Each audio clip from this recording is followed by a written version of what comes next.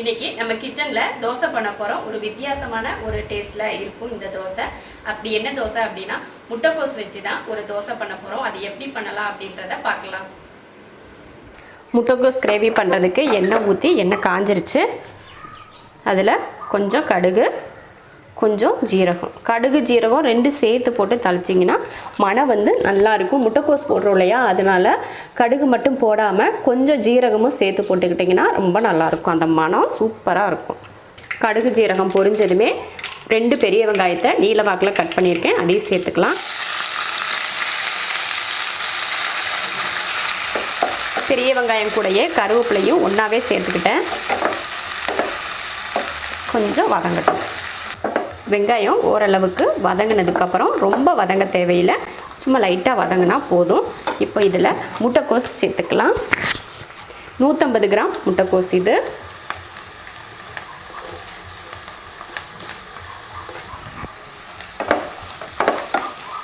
வெங்காயம் கோஸ் வதங்கினதுக்கப்புறமா தக்காளி சேர்த்துக்கலாம். 4 தக்காளியை கட் பண்ணி சேர்த்துக்கிறேன்.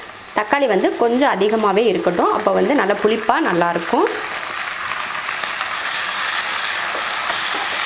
தக்காளி போட்டு கலந்து விட்டதுக்கப்புறம் மஞ்சத்தூள், மிளகாத்தூள் 1/2 ஸ்பூன்.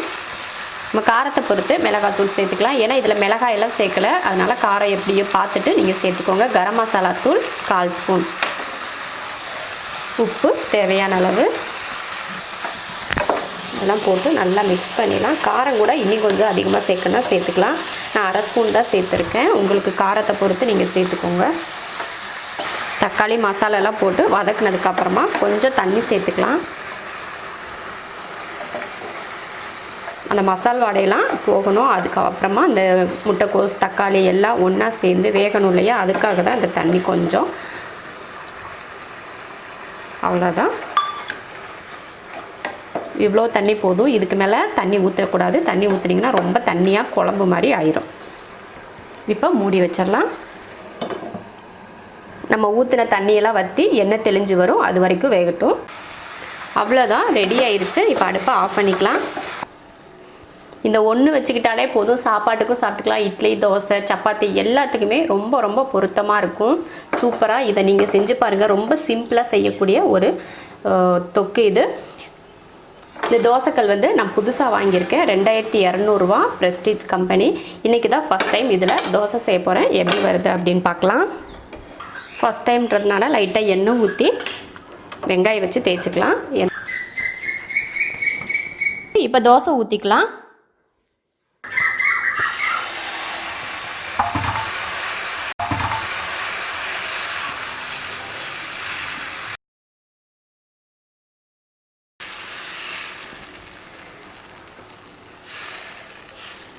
கொஞ்சம் மேலே எண்ணெய் ஊற்றிக்கலாம்.